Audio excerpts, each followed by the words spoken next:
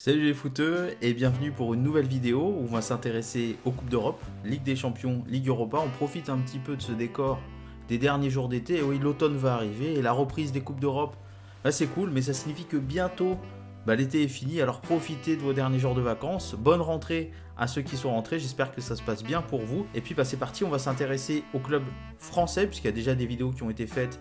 Et c'est très très long de s'intéresser à tous les clubs, de toutes les compétitions. On va parler Ligue Europa, Ligue des Champions, 5 clubs français engagés. Moi j'ai un souhait pour cette année et surtout pour l'avenir, même plusieurs souhaits. Le premier, ce serait qu'on soit ambitieux, c'est-à-dire que les clubs français arrêtent de se dire que c'est juste un exploit d'arriver en quart, demi ou finale d'une des compétitions européennes. J'aimerais bien que ça devienne quasiment une normalité, qu'on ait au moins un représentant à partir des quarts de finale dans ces compétitions. Et je pense pour la Ligue des Champions notamment au PSG, où je trouve pas normal que le PSG n'arrive pas en quart de finale. Il va falloir changer. Espérons que la donne Leonardo change. Ça a changé un petit peu au niveau du mercato, mais je pense que ça va changer surtout par rapport à l'institution. Et puis surtout qu'on aille gagner cette Ligue Europa, cette Coupe UEFA qu'on n'a jamais gagnée. Je pense qu'il y a des pays qui l'ont gagnée plusieurs fois, donc il faudrait quand même qu'on arrive à la gagner une fois. Ce serait pas mal. On va démarrer tout de suite par la Ligue Europa et le groupe de Saint-Etienne. Groupe I donc, avec la Gantoise, Alexandria et Wolfsburg. Et on va commencer tout de suite par le facteur X, l'équipe que je connais pas en fait, tout simplement. C'est Alexandria, qui est une équipe ukrainienne qui a fini 3ème du dernier championnat ukrainien, ce qui lui octroie une place directe dans les groupes de l'Europa League, sachant qu'ils ont échoué en 3ème tour préliminaire ou en tour de barrage lors des dernières années, donc c'est une progression pour eux. C'est une équipe qui pour l'instant fait un début de saison irrégulier. Je crois qu'ils sont à 3 victoires, 3 défaites. Ils sont peut-être à plus maintenant au moment où la vidéo sort, mais ils étaient, il me semble, à 3 victoires, 3 défaites. En tout cas, c'est une équipe qui a su garder, d'après ce que j'ai vu, je suis allé chercher des articles et tout ça, donc je regarde un petit peu mes notes en même temps, mais qui a su garder son ossature, c'est-à-dire Pankiv, le gardien, Shendrik, défenseur central, le milieu de terrain défensif Benada, et son attaque qui est composée de Sitolo et de Chastal. Donc il va falloir faire attention en allant là-bas, surtout que je crois qu'il y a un match en novembre, donc c'est jamais simple. Après, il y a une interruption particulière des championnats comme en Russie, donc c'est particulier, mais il va falloir y faire attention. Maintenant, je pense que Saint-Etienne est quand même capable de battre cette équipe. La deuxième équipe, c'est la Gantoise. Alors la Gantoise, pareil, on progresse chaque année en termes de performance, on va dire, en Coupe d'Europe, puisqu'il y a eu un 3ème tour de qualification, il y a eu les barrages l'année dernière, et il y a 3 ans, ils ont fini quand même 2ème de leur groupe d'Europa League. Donc la Gantoise, il y a eu quelques départs, mais ça a été compensé. Il y a même une équipe qui est un petit peu renforcée. Je pense par exemple à Castro Montes, dont on attend beaucoup. Je pense à Mohammadi, qu'on peut espérer qui va faire le taf. Et puis le retour de Depoitre aussi, au niveau offensif. Donc chaque année, il y a une progression. Il va falloir se méfier. Leur début de championnat est pas si bon, je pense, qu'ils l'espéraient. Donc il va falloir quand même faire attention. Mais je pense que Saint-Etienne peut dire que Saint-Etienne peut être au-dessus de la Gantoise. Et enfin Wolfsburg. Alors Wolfsburg, c'est des hauts et des bas ces dernières années. On se souvient d'un Wolfsburg qui était très bon et qui maintenant est beaucoup moins bon. Donc il n'y a pas eu de qualification européenne lors de ces 3 dernières saisons pour Wolfsburg. Et là, ça y est, l'équipe, le club se redynamise avec un début de saison qui est plutôt bon, même s'ils ont affronté 2 promus et un Hertha Berlin qui est en difficulté. Alors le mercato, il n'y a pas eu grande arrivée, mais c'est plutôt efficace. On est allé chercher en Autriche du côté de Salzbourg Schlager, et aussi on est allé chercher Joao Victor, aussi du côté de Linzer, ce qui est plutôt pas mal dans l'idée, je pense, Joao Victor. Et puis surtout, il y a la recrue, c'est l'arrière droit Babou, qui vient des Young Boys de Berne, et pour moi, ça devrait être, je pense, une des attractions de cette saison en Europa League, Babou. Et là, Saint-Etienne, j'ai déjà exprimé ce que j'en pensais dans mon classement de la Ligue 1. Je pense que j'ai peut-être sous-estimé le paramètre du départ de Jean-Louis Gasset. En tout cas, je pense que Saint-Etienne va se qualifier.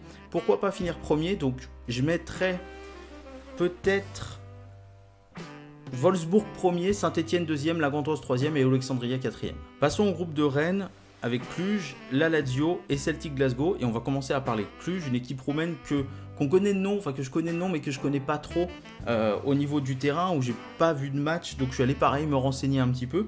Et l'année dernière, ils avaient fait les barrages d'Europa League. Les 2 années d'avant, il n'y avait pas eu de qualification européenne pour Cluj. Donc tout simplement, c'est un effectif qui, d'après ce que j'ai vu, est expérimenté. Et on va retrouver 2 anciens joueurs de Ligue 1, l'ancien Marseillais Omrani Et puis l'ancien Montpellierin, Yacouba Sylla, avec qui, pour ceux qui avaient vu, j'aimais beaucoup jouer sur FUT, c'était sur FUT 16 il me semble, avec sa carte argent qui était assez extraordinaire. La Lazio, je me suis exprimé un petit peu dessus lors des podiums, la vidéo sur les podiums des championnats européens. C'est vrai que ça manque de folie, c'est un petit peu terne, par contre c'est habitué ces 2 dernières saisons à finir premier et deuxième du groupe d'Europa League, donc il y a 2 ans, rappelez-vous, ils a fait très très mal à Marseille. Ça reste solide la Lazio en fait, c'est ça le truc, même si il va falloir faire attention à cette défense centrale qui peut, je pense, subir contre des attaques rapides, et c'est le cas de Rennes, qui a une attaque qui est quand même très vive, très véloce. Donc il va falloir faire gaffe, et il y a un truc pour moi qui manque, c'est depuis le départ de Felipe Anderson à West Ham, il manque cette complicité de Ciro Immobile avec quelqu'un d'autre. Donc Felipe Anderson manque beaucoup, ça se ressent au niveau des stats, au niveau du nombre de buts marqués par saison par la Lazio. Mais en tout cas, attention, c'est expérimenté. Il y a vraiment toute une culture de l'Europe et des grandes compétitions à la Lazio, donc ça va compter. Et puis enfin, Celtic Glasgow, les postes sont à peu près doublés, d'après ce que j'ai vu cette année au Celtic. Il y a eu le départ de Kieran Tierney, qui est un gros départ, mais pour le remplacer, on a pris Bolingol. Je ne sais pas si ça se prononce comme ça, en tout cas, c'est le cousin de Romelu et de Jordan Lukaku, qui avait fait une petite interview où il disait qu'il était plus technique que ses cousins, c'était rigolo. C'est un latéral gauche qui est très rapide, qui est offensif, donc plus rapide, un petit peu plus rapide que Kieran Tierney, c'est un petit peu un profil un peu plus athlétique, je pense, mais tout aussi offensif et qui va apporter tout autant de centres à Hudson-Edouard par exemple ou autre. Et puis cette équipe du Celtic domine quand même son championnat et je pense qu'elle peut avoir des prétentions pour cette Ligue Europa de quart de finale. Pour moi, vraiment, il faut bien se rappeler que lors des 3 dernières saisons, c'est 4e du groupe de Ligue des Champions, 3e du groupe de Ligue des Champions et 2e du groupe d'Europa League, donc c'est une vraie expérience européenne pour le Celtic. Il y a juste une chose que je regrette pour eux, c'est que ils sont champions d'Écosse et ils doivent passer par des barrages pour la Ligue des Champions, ce qui fait qu'ils sont reversés en Europa League cette saison. Et je trouve ça un petit peu dommage parce que quand on voit que les 4e ou 3e d'autres championnats sont qualifiés pour la Ligue des Champions, la Coupe d'Europe des clubs champions, donc des clubs qui sont champions, un club qui est champion de son pays, malheureusement, n'y a pas accès et doit passer par des barrages, donc c'est un petit peu dommage. Dans ce groupe, Rennes va vouloir faire mieux que la saison dernière, ou au moins aussi bien. Vous avez fait un très joli parcours, même si l'élimination contre Arsenal est assez bête en fait, c'est vraiment un gros manque d'expérience. Il faut essayer de step up du côté rennais en Coupe d'Europe. Malheureusement, je pense pas que ce soit possible. Je vois Rennes finir 3e de son groupe, devant Cluj, et je vais mettre une petite pièce sur le Celtic qui va finir 1er de son groupe et la Lazio 2e. On passe à la Ligue des Champions, et on va commencer par Lille, qui se retrouve dans un groupe qui pour moi est très très difficile avec l'Ajax, Chelsea et Valence. L'Ajax, c'est tout simplement le dernier demi-finaliste de Ligue des Champions qui a failli créer l'énorme surprise d'aller en finale. C'est un club qui est habitué à la Ligue des Champions. Sur les dernières saisons, c'est quand même un club qui avait fini premier de son groupe d'Europa League il y a 3 ans, qui avait malheureusement été éliminé en tour de qualification de Ligue des Champions et en barrage d'Europa League l'année dernière, mais qui est fini 2e de son groupe la saison dernière en Ligue des Champions, derrière le Bayern, si je me souviens bien. C'est un effectif qui, ok, il y a eu pas mal de changements, on a perdu De Jong, on a perdu De Ligt, mais ils ont perdu Shawn, ils ont perdu Dolberg, mais il y a quand même des arrivées très très intéressantes, notamment par exemple le petit Martinez, que j'ai hâte de voir jouer, l'arrivée de Quincy Promes, et puis on a quand même conservé Van de Beek, ou Van de Beek, je sais pas comment ça se dit, désolé. Il y a Ziyech qui est toujours là, enfin il y a des joueurs qui sont toujours présents, il y a un effectif qui est toujours complet, jeune mais avec quelques joueurs expérimentés autour, et je pense qu'ils peuvent faire un gros truc cette saison dans leur groupe. Chelsea, vainqueur de la Ligue Europa, avec alors un effectif qui a quasiment pas bougé puisqu'il y a eu interdiction de recrutement, il y a eu le départ d'Eden Hazard qui va se sentir, une équipe de Chelsea qui, je la vois pas haute en classement de Première Ligue parce qu'elle va perdre des points comme elle en a perdu le week-end dernier, mais il y a un jeu qui est intéressant et pendant le mois d'août, ils m'ont surpris, les Blues.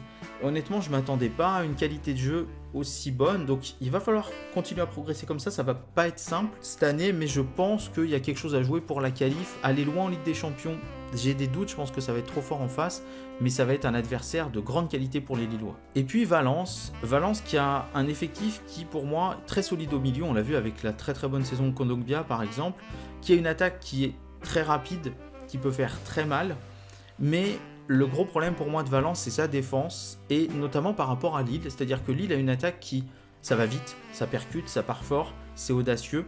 Et la défense de Valence, je ne sais pas si elle va pouvoir répondre à ça lors des matchs face à Valence. Ça va être le cas aussi face à l'Ajax, donc je ne sais pas trop quoi penser de cette équipe de Valence qui est quand même assez expérimentée, mais où ça fait plusieurs saisons que l'année dernière, ils avaient fini 3ème de poule de Ligue des Champions, mais les 2 années d'avant, il n'y avait pas eu de Coupe d'Europe. Il faut dire aussi que Lille n'a pas fait de Coupe d'Europe depuis 3 ans, enfin en tout cas un tour de qualification il y a 3 ans en Europa League. Donc il y a vraiment des équipes qui manquent d'expérience en Europe ces dernières années, contre des équipes qui, elles, viennent de gagner la Ligue Europa et de faire demi-finale de Ligue des Champions. Donc dans ce groupe, je vois premier l'Ajax, 2e Chelsea, 3e Lille, je pense qu'ils peuvent le faire, je leur souhaite, même si il y a un effectif qui va manquer un petit peu d'expérience peut-être, alors que du côté de Valence, il y a l'expérience, mais peut-être qu'il y a un déficit par rapport aux Lillois, donc je sais pas. Allez, on va dire Lille 3e reversé et Valence 4e. Le groupe de Lyon, le groupe qu'on a vu très très homogène, avec Leipzig, avec le Zénith Saint-Pétersbourg et avec Benfica. Donc le Zénith, c'était le pool 1, enfin le premier chapeau en fait, et donc mon OL se tape le premier chapeau, le Zénith. C'est plutôt pas mal parce qu'on évite des gros. Maintenant, si on regarde bien, le Zénith, c'est quand même 3 fois d'affilée premier de sa poule d'Europa League dans les 3 dernières années. C'est un effectif qui fait un très bon début de saison et qui surtout vient de recruter Malcolm, par exemple, qui peut faire très très mal à n'importe quelle équipe. C'est une formation qui est équilibrée, c'est une formation qui est très expérimentée. Quand vous prenez la charnière centrale, par exemple, il y a beaucoup de joueurs qui ont 28, 30, 31 ans et qui savent comment jouer. C'est une formation qui va être, je pense, difficile à jouer et à bouger, et où devant ça peut être très vite très efficace.